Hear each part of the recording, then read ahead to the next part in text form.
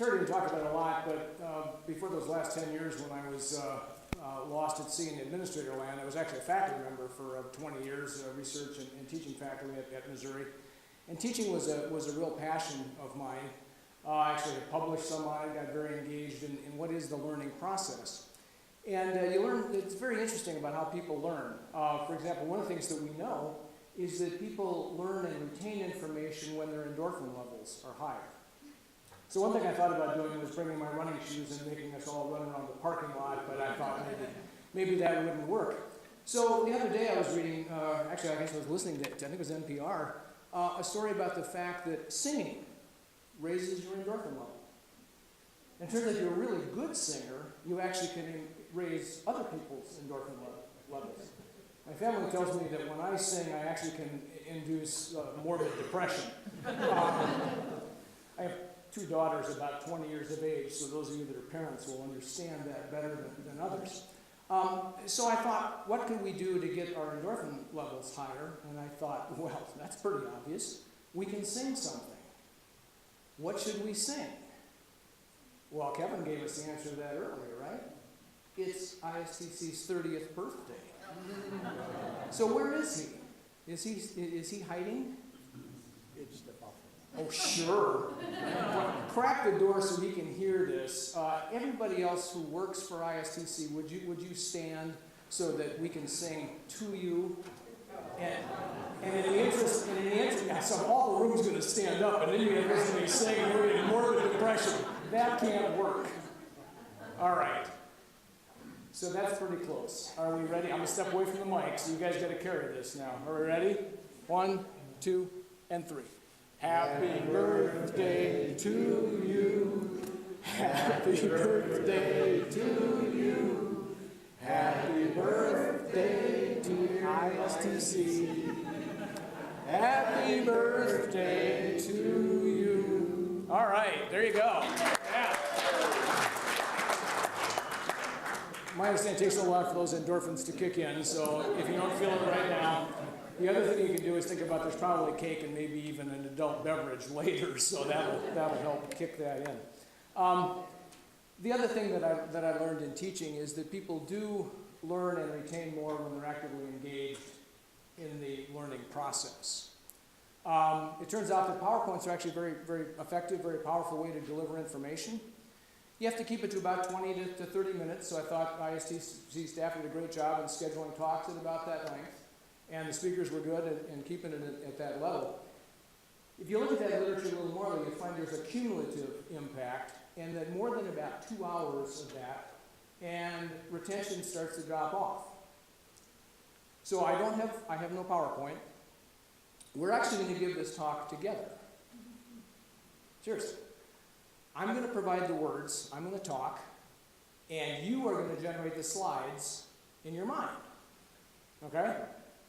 So the way this is going to work, for example, I'm talking about the history of sustainability, something until yesterday I knew absolutely nothing about. That's not why there's not a PowerPoint, really.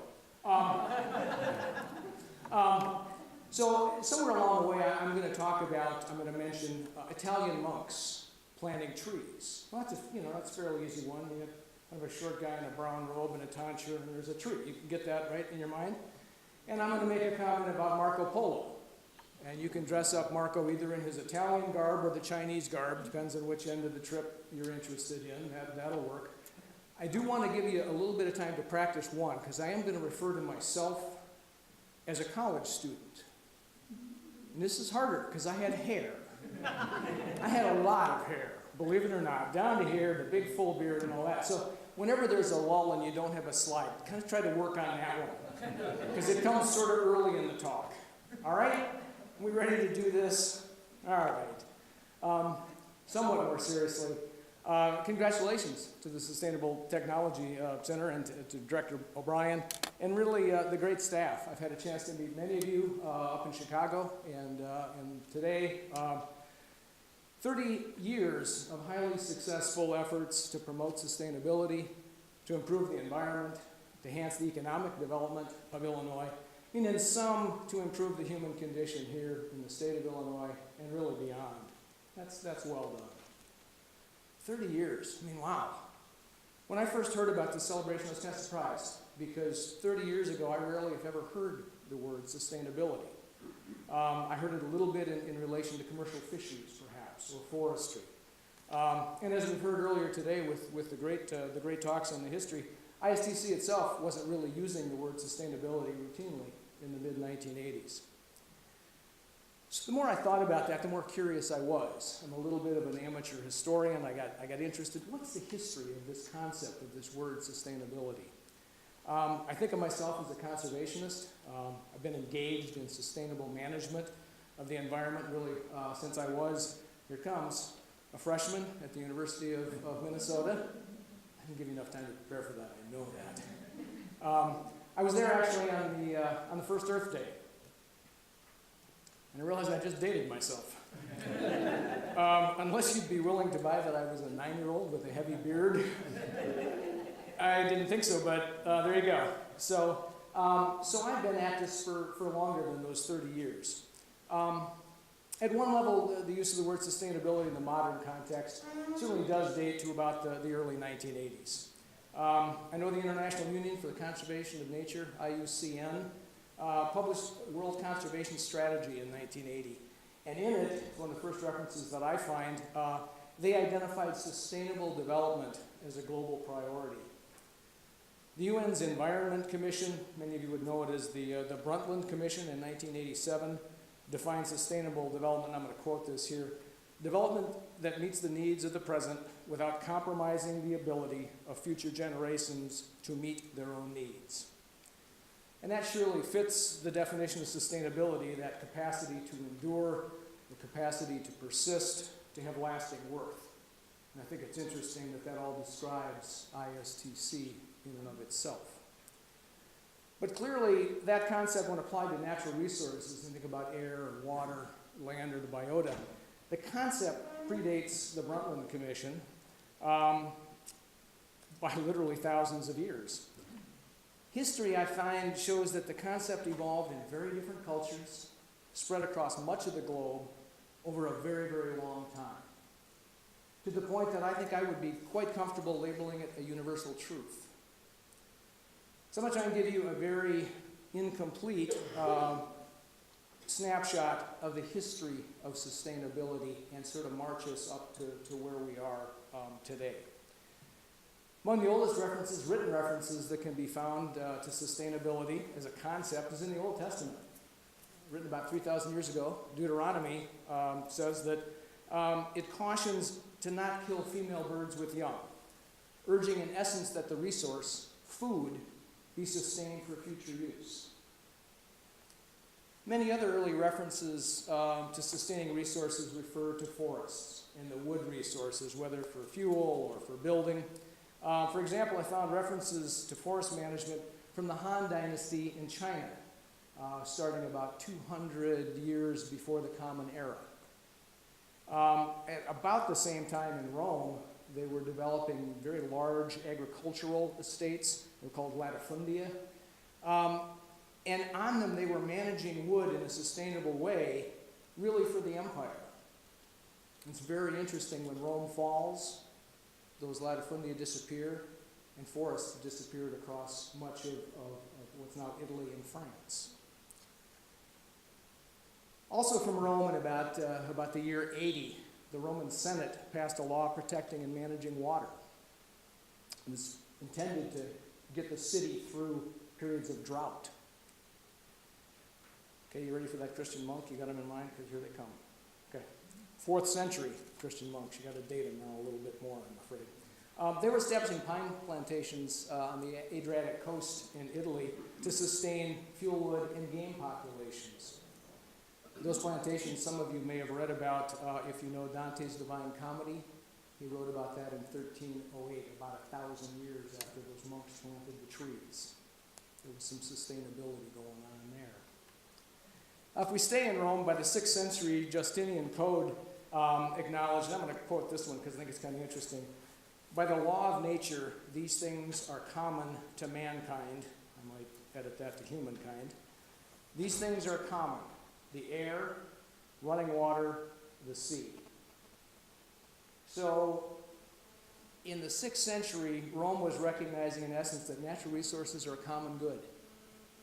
And they're worthy of conservation really for the benefit of all. I was surprised to find that in the 7th century, if you remember grade school history, the Visigoths, those were the Vandals who sacked Rome in 410. Well, while they weren't going around sacking Rome, they were actually establishing laws conserving pine and oak forests across the lands they controlled in Germany, France, and Spain. Managed them again for sustainable production of wood fibers. If we look at the Far East, I warned you about Marco Polo, here he comes. He was writing in the late 1200s describing restrictions imposed by Kublai Khan on pheasant populations there. The laws were saying that we have to protect nesting hens for future productivity. Again, don't kill the breeding stock. Sustain it for future use. I'm a wildlife biologist in my background, and we recognize those Khan edicts as really the first record of systematic conservation of wildlife populations. So a sustainability concept in China in the 13th century. About the same time, crossover to Europe, Philip IV introduced the Forest Code to sustain forest production to maintain his navy. So much for all the common good, but it surely kept the British off his shores, apparently. A century later in England, Parliament passes one of the first pollution control laws. Heard a lot about pollution prevention. It forbid the throwing of filth, that's sewage, and garbage into the ditches, rivers, and waters. And at about that same time, the city of Cambridge, always a cutting edge of ideas in England, established the first urban sanitary laws. Again, about the same period of time, 14th century, systematic management of forests for sustainable yield was being practiced in Germany, and similar management themes are found in the literature within 100 years in Japan. Not long after that, Japan recognized the detrimental effects. You're going to recognize all these soil erosion, stream siltation, and flooding caused by deforestation of riverine corridors. And they implemented a tree planting system and an elaborate system of woodland management to try to sustain water quality in those flowing bodies of water. For Western culture, and certainly here in the U.S., modern ideas of sustainability have their roots, if you don't know me yet, that pun is going to be very intended, in forest management. It's really rooted in Europe in the 18th and 19th centuries. Hans Karl von Carlowitz published something called Silvicultura Economica. Notice economy enters our discussion for the first time in 1713. This was a 400-page work on how to manage forests and really established firmly the sustained yield concept that really is the ultimate precursor of the science of forestry. So far, for the most part, I've touched on positive references to the development of the concept of sustainability. Mentioned that lapse following the fall of Rome. But the application, as we look at it, of that concept of sustainability has been derailed often across the globe and through time. I think for our purposes today, most notably, it got derailed with the advent of European culture here in North America. It's clear from what I've just said in a larger body of literature that sustainability was recognized by governments and thought leaders in Europe at that time. But when Europeans encountered the seemingly endless space and to them inexhaustible resources of the New World, that concept was almost completely lost, the concept of sustainability. In the face of that really unimaginable resource richness, the need for conservation, for any sustained management of resources, was either forgotten or frankly completely ignored. I did find one voice in the early 18th century promoting sustainability here in the U.S. Anybody care to guess who that might have been? Yes, sir. Thomas Jefferson. That was what I would have thought myself, and believe it or not, no. But you're real close and in the same kind of mental arena. Ben Franklin. he led a petition to the Pennsylvania Assembly in 1739 to stop waste dumping into Dock Creek in Philadelphia. He lost, and I believe if you go to Philadelphia today, you'll find Dock Creek has been completely paved over. He lost bad on that one. But being Ben Franklin, he also didn't quit. In the 1760s, he led another attempt to regulate waste disposal and control water pollution in the city with marginal outcomes. It is interesting, I found that in his will, he left a grant to the city of Philadelphia to finance better drinking water. He really got it. But in spite of Franklin, for the most of the early 19th century, the only societal response to declining resources where they were identified was use it or lose it. If we fast forward to the mid-1800s, we see just a tiny spark that eventually becomes the flame of sustainability, not very directly, but most environmental historians would recognize the transcendentalists of the mid-1800s. Ralph Waldo Emerson, Thoreau, Margaret Fuller, Walt Whitman initiated the first true intellectual movement here in the U.S., and it addressed a wide variety of issues. But one area they influenced, as many of you would know, was the celebration of nature and its value to humankind. Thoreau's essay, Walking, is the one in which he is quoted as saying, "In wildness is the preservation of the world." And later in that same essay, a perhaps even more famous quote, he says, "From the forests and wilderness come the tonics and barks which brace mankind." In those and similar writings, the transcendentalists at least planted that seed for the eventual flowering rebirth, if you will, here of sustainability on the American continent. But I have to tell you that the rest of that century, the initial growth was pretty scant. The abundance of nature, simply too much for manifest destiny, too much for people hungry for land, for unfettered use of nature and its bounty. And so really for the next 40 or 50 years, sustainability or conservation was really no more than a very faint academic idea. But as the century closed, Teddy Roosevelt ascended to the presidency when McKinley was assassinated. And many of you know Roosevelt brought with him a lifelong love of nature. He also brought with him a friendship with Gifford Pinchot, a forester educated in sustained yield management in Germany, actually. And many of us would recognize that at that point in our history is really the first wave of conservation and sustainability here in American culture. Roosevelt and Pinchot labeled it wise use.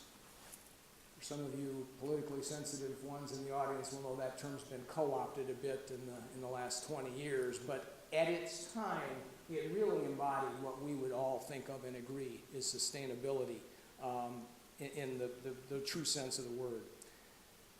If you look at Roosevelt's administration, it was about protecting land for future generations, establishing management of forests, managed for sustainable yields, maintaining clean water. That one doesn't get as much attention, but he was a real proponent of clean water.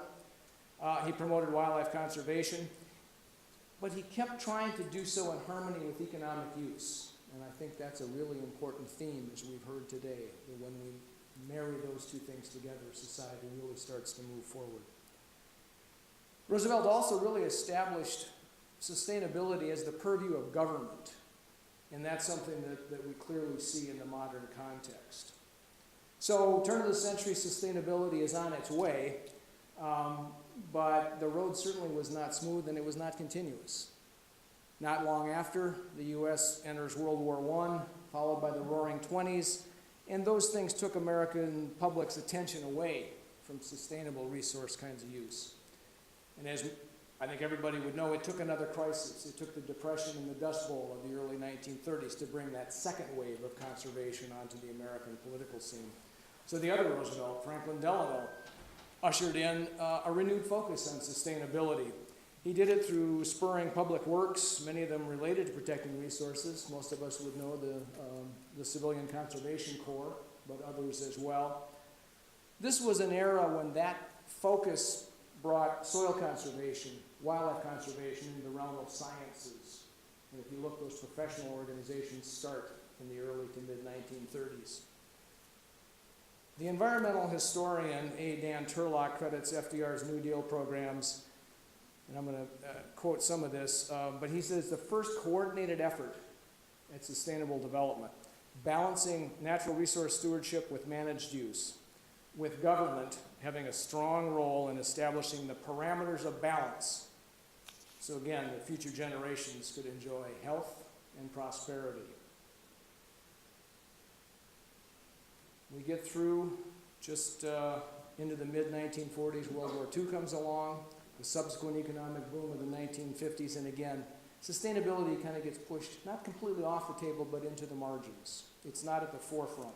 There were people keeping the idea alive, people like Aldo Leopold. His classic essay, The Land Ethic, was written in 1948. Had little impact then, but huge impact since then. But really, sustainability was a dormant concept until, you got the year in mind for your slide?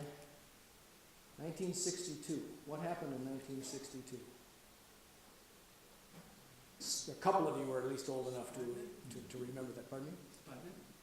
No, that did happen. It didn't have a direct relationship to this. It impacts it on the technology side, which is interesting. Rachel Carson happened in 1962 when she published Silent Spring. She really ignited the most recent wave of sustainability, and I would argue it's on the crest of that modern sustainability culture is still riding. How many of you read Silent Spring? Just at a glance, most of the hands that went up are over 30. Some of us read it in hardcover. Actually, some of us read it in excerpts. I think it was in Post. And if you don't know what Post is, buy me a drink later and I'll explain all that. I would encourage you to go back and read it. It's dated in some ways, and yet the power of her writing, if nothing else, is an extraordinary example of how scientists can communicate effectively to the public. The book really brought focus to the environmental disaster that was going on here in the U.S. She really infused American society with what we would now think of as environmentalism. This has been referred to earlier. Really in that period, and the book was the trigger for this, it ushered in a period of sustainability through regulation. Certainly, perhaps at the time, that was completely essential. But as we all know, it also created an adversarial climate between business, industry, and those promoting sustainable resource use. And again, a couple of the other speakers have done a wonderful job sort of outlining that, the period of the 60s and 70s.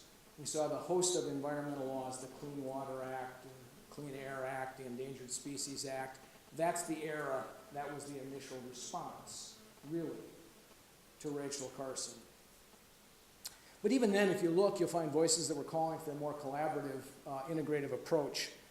Kenneth Boulding in 1966 wrote a very influential essay called The Economics of the Coming Spaceship Earth. And in it, he identified the need for the economic system to fit itself into the ecological system with its limited pool of resources. About that same time, the Club of Rome in 1972 published the seminal work, really, on limits to growth. While there were many authors to that, it was really Dennis and Danella Meadows who wrote much of it. And in it, they describe a state of global equilibrium as a goal. And they wrote quotes here: "We're searching for a model output that represents a world system that is sustainable without sudden and uncontrolled collapse and capable of satisfying the basic material requirements of all of its people." Not long after that, the UN Conference on the Environment and Development published the Earth Charter. Some of you here probably know that much better than I do. It outlined the building of a just, sustainable, and peaceful global society for the 21st century. We still got some work to do, but we got a few years left. The action plan, Agenda 21 for Sustainable Development, identified broad societal participation. Somebody did a nice job articulating that earlier in one of the talks, as a key to helping countries achieve sustainable development. It stressed the need to change from old sector-centered ways of doing business to new approaches that involved cross-sectoral coordination and the integration of environmental and social concerns into all development processes. So that really takes us back to the 1980s, the origins of the Sustainable and Technology Center that several of our speakers have done just a spectacular job teaching, certainly me and many of you, I hope, about that history. Remember the mission of ISTC on their website: to encourage and assist citizens, businesses, and government agencies to prevent pollution, conserve natural resources, and reduce waste to protect human health and the environment of Illinois and beyond.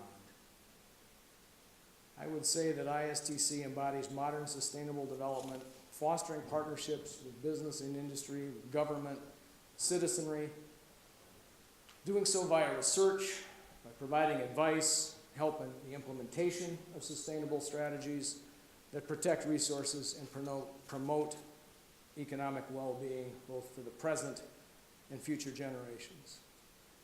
This embodies science and service to people as anything that I have seen. So what's the take-home point of this brief historical review? What I interpret from this is that while the word sustainability, at least in modern use, may be relatively new to the lexicon, the concept itself is old. It is very old. It's really as old, at least, as recorded history. People across time and space and culture have discovered it and seen its value. History also shows us that the concept can get lost for a while. It can get shoved to the side or subsumed, as in the post-Roman deforestation, or the New World euphoria. But the idea just keeps coming back. More widely embraced, more widely implemented, more sophisticated by some of the new technologies that again, we've heard something about. As our planet becomes increasingly one world, the application of the concept globally is going to be challenged by deep divisions between developed and developing nations. By a human population hurtling towards 9.5 billion in 2050, maybe 11 billion in 2100. I mean, 2050 sounds like it's a long way off, but do the math fairly quickly. A little short on fingers and toes, but I can get close. That's 35 years from now. Not that much longer than ISTC has been with us. And again, if you're under 30 years of age, that may seem like a lifetime. But for some of us that saw either the genesis of what's now ISTC in 1985, or those few of us who might remember Earth Day, time goes quickly. The need to sustain our resources, to maintain their capacity to sustain human life, to sustain high quality human life, is more urgent than ever. I just want to congratulate ISTC on 30 years of excellent science in service to Illinois and beyond, and express my very fervent best wishes for even greater success, greater impact in the next 30 years. Thank you very much.